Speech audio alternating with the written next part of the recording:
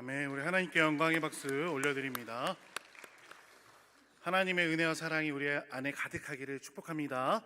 자, 우리 좌우 옆에 계신 분들과 함께 인사해 볼까요? 하나님의 은혜가 충만하길 소망합니다. 시작. 하나님의 은혜가 충만하길 소망합니다. 명절 기간이다 보니까 뉴스에 보니 해외로 나가는 분들도 많이 계시고, 아무튼 이제 귀성길에 이제 본격적으로 귀성길이 열린 것 같습니다. 우리 모든 그 과정 가운데, 모든 날짜 가운데 또 하나님의 인도하심과 또 하나님의 보호하심, 또 하나님의 그 큰 은혜가 우리 안에 있기를 간절히 소망합니다. 오늘 우리는 히브리서 8장 말씀을 보면서 하나님께서 우리에게 주시는 놀라운 은혜를 다시 한번 살펴보고자 합니다. 히브리서 저자는 초대교회 성도들에게, 그리고 오늘날 우리들에게 예수 그리스도를 통해서 세워진 새 언약이 얼마나 탁월하고 완전한지를 증거하고 있습니다. 히브리서를 기록한 당시의 상황을 다시 살펴보면요, 초대교회 성도들 중에는 유대교 배경을 가진 이들이 있었습니다. 그들은 성전 제사와 또 레위 제사장의 제도들, 그리고 모세를 통해서 주신 율법에 익숙했던 사람들이죠. 그런데 이들이 예수님을 믿게 되면서 이러한 옛 제도들이 더 이상 필요 없다라는 말을 듣게 되었다라는 것이죠. 이것은 그들에게 있어서 너무나도 큰 혼란이었다라는 것이죠. 정말 그동안 우리가 지켜왔었던 전통과 제사 제도를 버려도 되는 걸까? 예수 그리스도만으로 과연 충분할까? 바로 이러한 질문에 답하기 위해서 히브리서 저자는 구약의 제사 제도와 또 예수 그리스도의 대제사장 직분을 이제 비교하면서 새 언약이 옛 언약보다 얼마나 우월한지를 설명하고 있습니다. 오늘 본문은 그 핵심 메시지를 담고 있는데, 우리 8장 1절은 이렇게 시작하죠. 우리 1절을 다시 보면, 지금 우리가 하는 말의 요점은 이러한 대제사장이 우리에게 있다는 것이라. 그는 하늘에서 지극히 크신 이의 보좌 우편에 앉으셨으니. 아멘.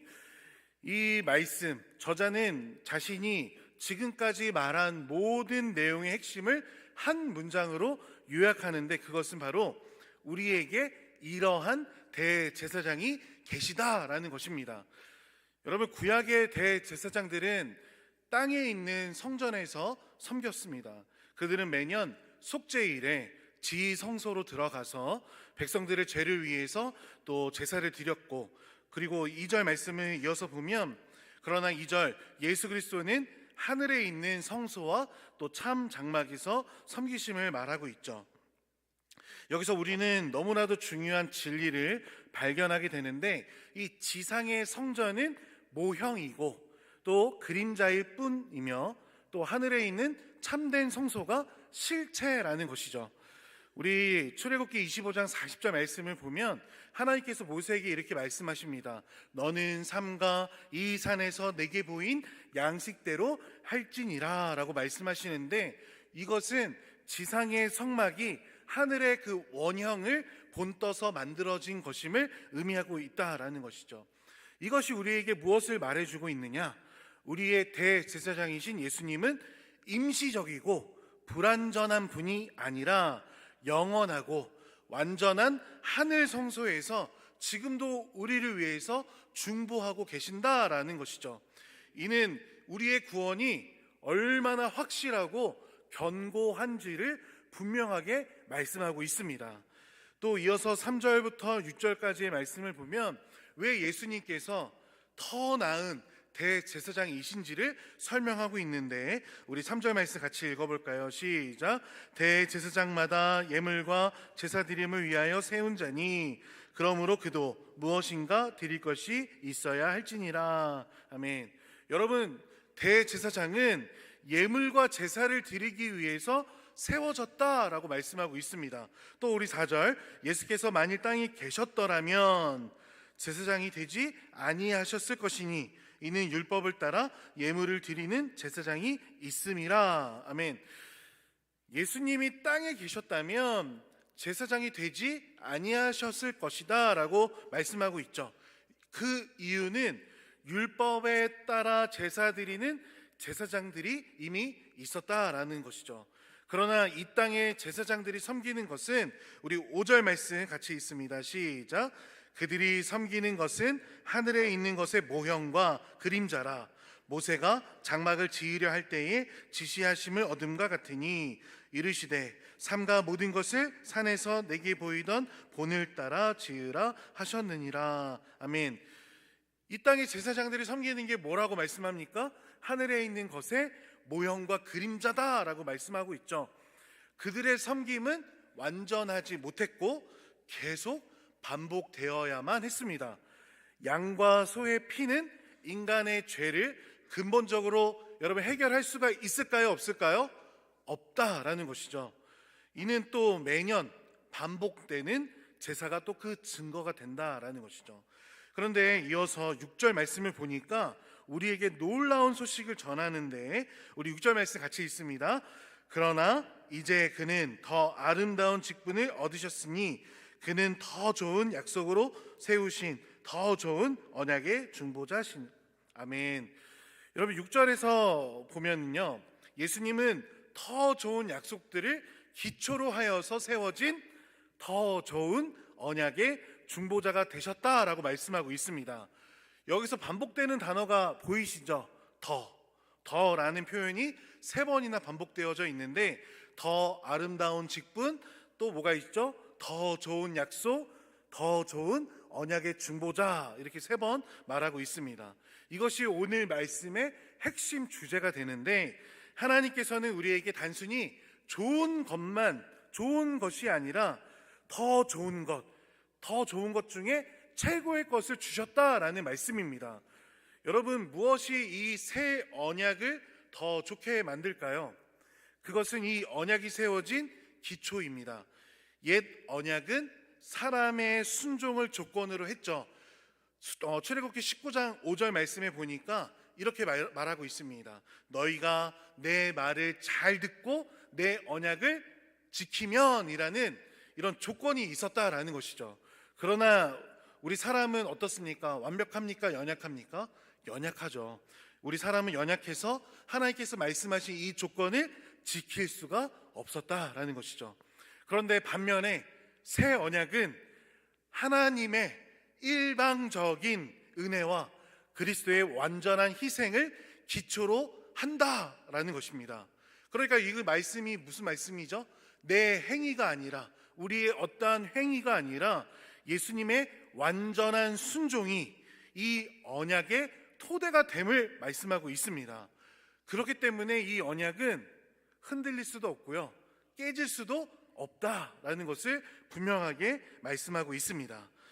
그런데 여러분 7절에서 9절까지 옛 언약의 문제점을 지적하고 있는데 우리 7절 말씀 보시면 저 첫 언약이 무흠하였더라면 둘째 것을 요구할 일이 없었으려니와 라고 말씀하고 있습니다. 여러분, 첫 언약이 흠이 없었더라면 둘째 언약을 세울 여지가 없었을 것이다 라고 말씀하고 있는데 이 말씀은 옛 언약이 결함이 문제가 있었다라는 것을 인정합니다. 그렇다면 무엇이 문제냐?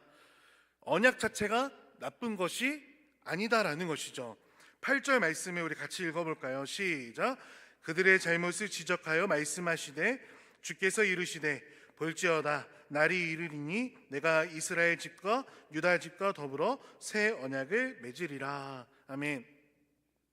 그들의 잘못을 지적하면서 책망하면서 말씀하시기를 이렇게 말씀하고 있는데 문제는 백성들이 그 언약을 지키지 못했다라는 것에 우리가 초점을 두어야 합니다.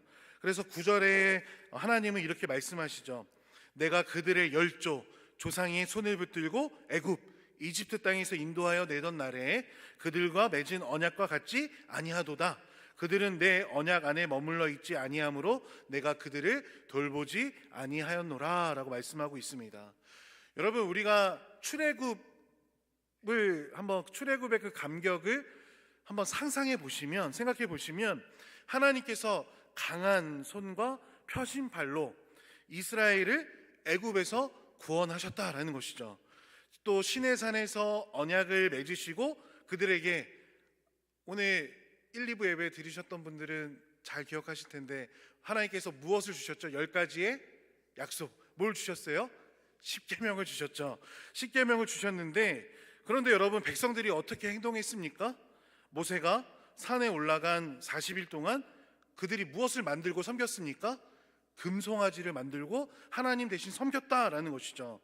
약속의 땅에 들어간 후에도 그들은 계속해서 우상을 섬기고 하나님을 배신했다라는 것이죠. 그러니까 여러분, 문제는 율법이 잘못되었다라는 것이 아닙니다. 율법은 되려 거룩하고 선하고 의로웠다라는 것이죠.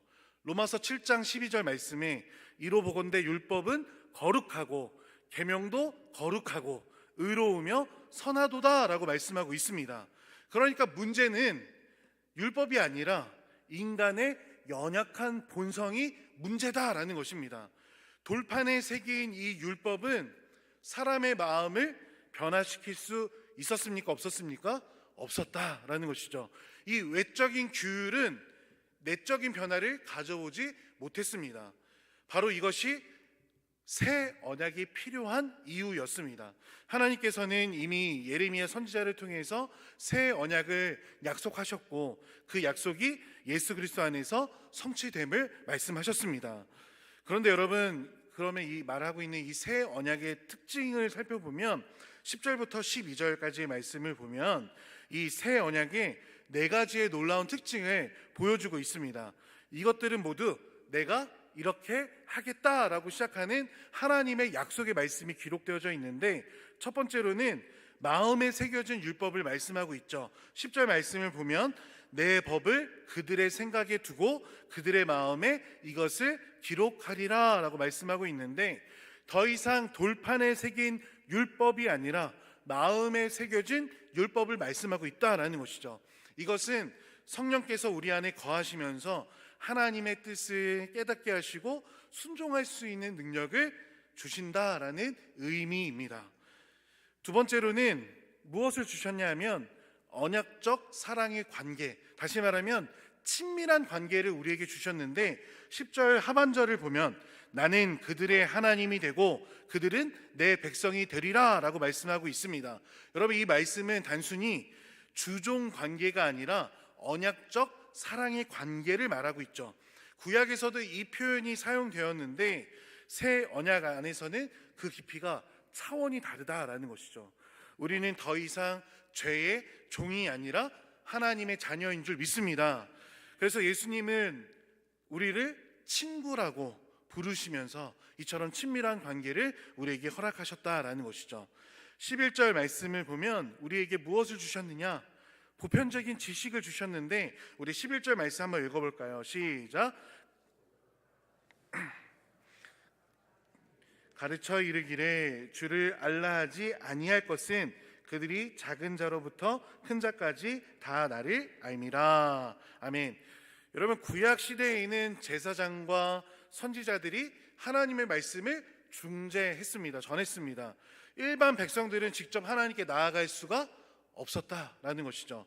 그런데 새 언약 아래서는 모든 믿는 자들이 직접 하나님을 알 수가 있었다라는 것이죠. 이것은 이제 만인 제사장 원리인데, 특정 인물에게만이 아닌 우리 모두가 성령의 가르침을 받는 것을 말씀하고 있다라는 것이죠. 그렇기 때문에 우리가 이 자리에 모여서 하나님을 예배할 수 있는 것이죠. 여러분, 네 번째로는 12절 말씀에 보면서 완전한 용서를 우리에게 주셨습니다. 12절, 내가 그들의 불의를 긍휼히 여기고 그들의 죄를 다시 기억하지 아니하리라 라고 말씀하고 있는데, 이것이 가장 중요한 약속입니다. 여러분, 구약의 제사는 매년 반복되어야만 했죠. 왜냐하면 그 제사들이 죄를 완벽하게 완전히 제거하지 못했기 때문입니다. 히브리서 10장 3절 말씀을 보면 그러나 이 제사들에는 해마다 죄를 기억하게 하는 것이 있나니 라고 말씀하고 있는데, 그런데 예수님의 그 십자가의 희생은 여러 번이었습니까? 단번에 한 번이었습니까? 한 번이었죠. 단번에. 그리고 일시적으로? 아니죠. 영원히 우리의 죄를 해결하신 줄 믿으시기 바랍니다.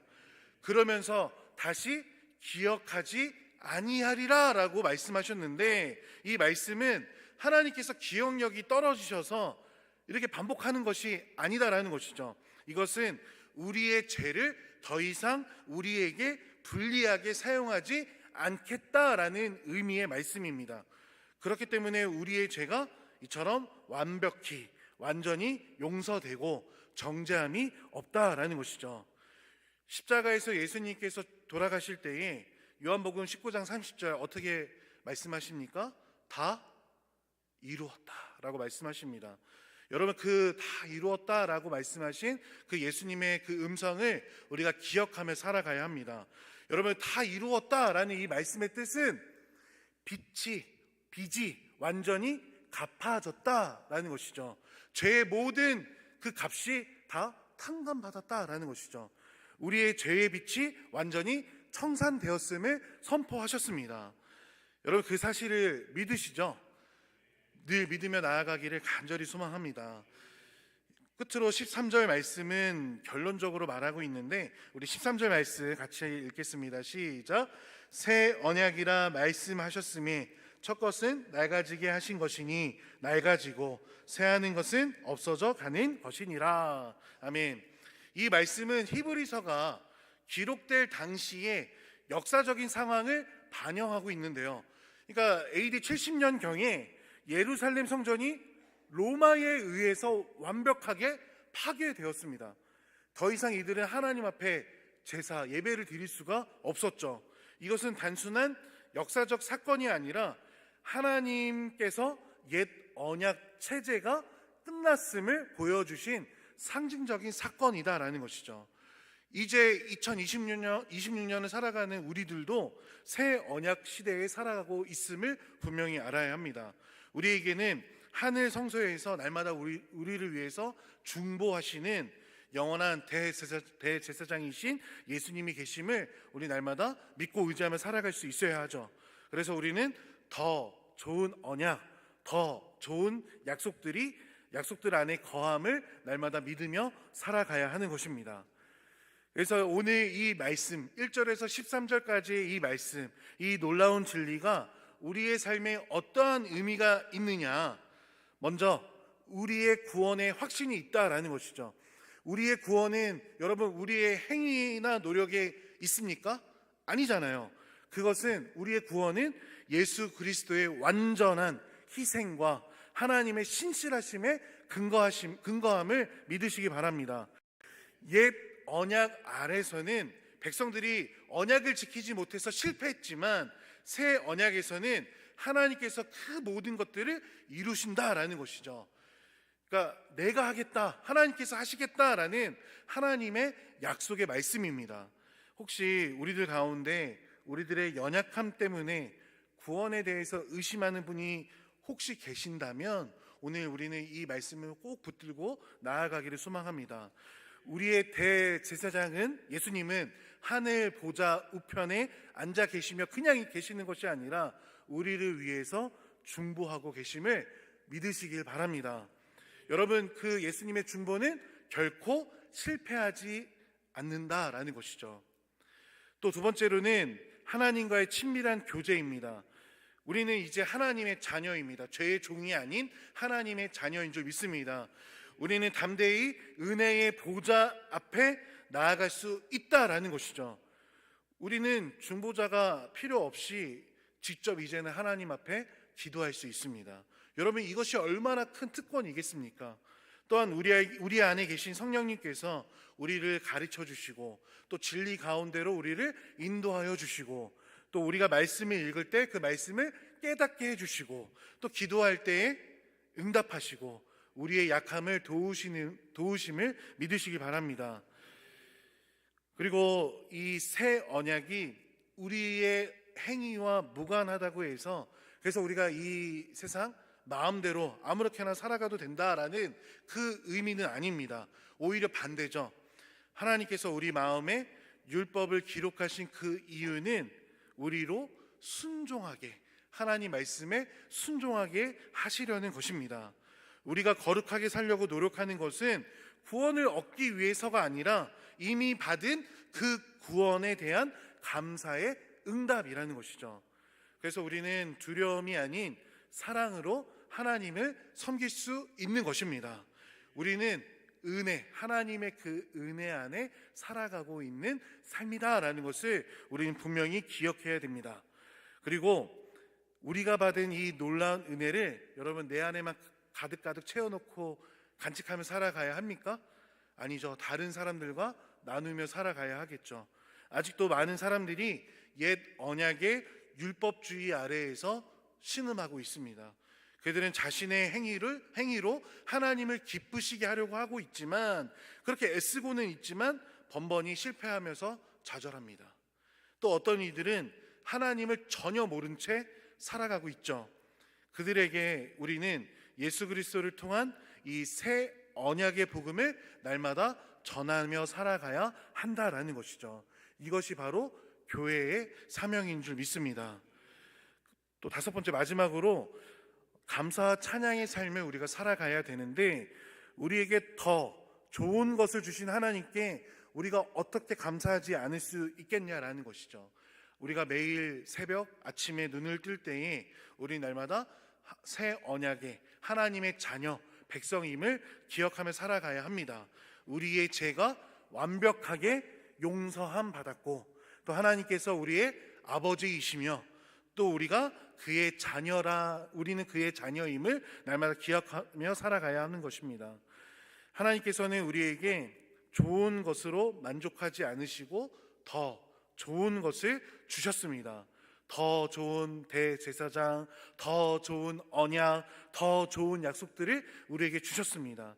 이 모든 것이 예수 그리스도 안에서 우리의 것이 되었음을 믿으시기 바랍니다. 그래서 오늘 이 말씀을 우리 마음에 깊이 새기면서 우리가 연약할 때에, 때로는 실패했을 때에, 낙심될 때에 오늘 이 말씀을 기억하며 우리의 대제사장이신 예수님은 하늘 보좌 우편에 계시며 우리를 위해 날마다 중보하고 계신다라는 그 사실, 우리의 죄는 영원히 용서함 받았고 하나님께서 다시는 기억하지 않는다라는 그 사실을 날마다 믿으며 살아가기를 소망합니다.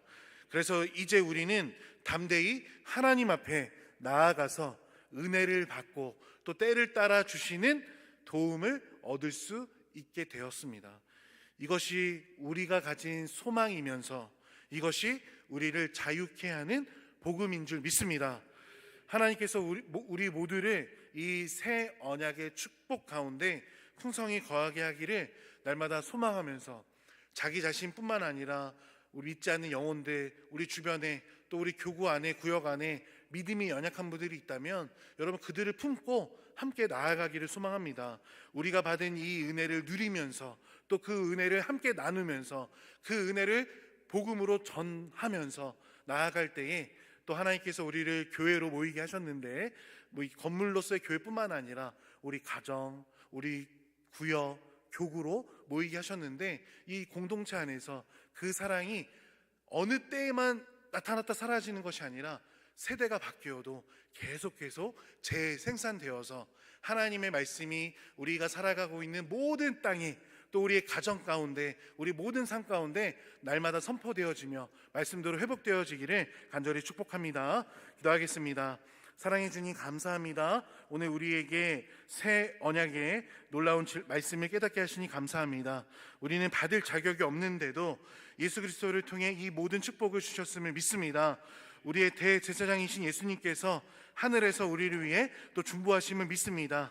우리의 죄를 영원히 용서하시고 다시 기억하지 않는다라는 약속을 붙잡으며 살아갈 수 있는 우리 되게 하여 주시고, 날마다 주님과 친밀한 교제를 누리며 살아가는 우리가 되게 하여 주시옵소서. 또 하나님의 말씀, 이 복음을 아직 모르는 우리 식구들과 이웃들에게도 그 복음을 전하는 충성된 증인이 되며 살아가는 우리 모두 되게 하여 주시옵소서. 예수님의 이름으로 기도합니다. 아멘. 우리 찬송가 85장 찬송하시고 헌금기도와 축도로 예배 마치겠습니다.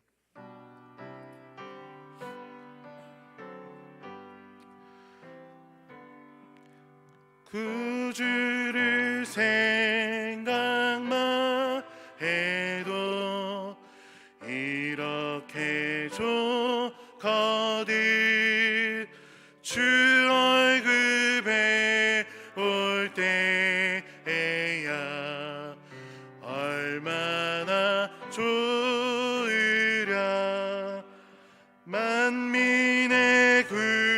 주 예수의 귀하신 이름은 천지에 있는 이름 중 비할 데 없도다.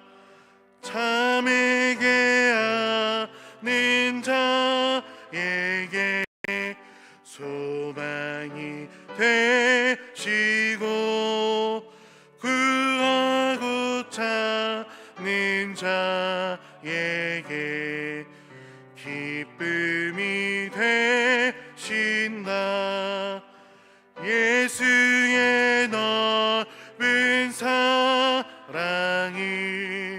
어찌다 말하랴. 주 사랑 받은 사람만 그 사랑 알도다.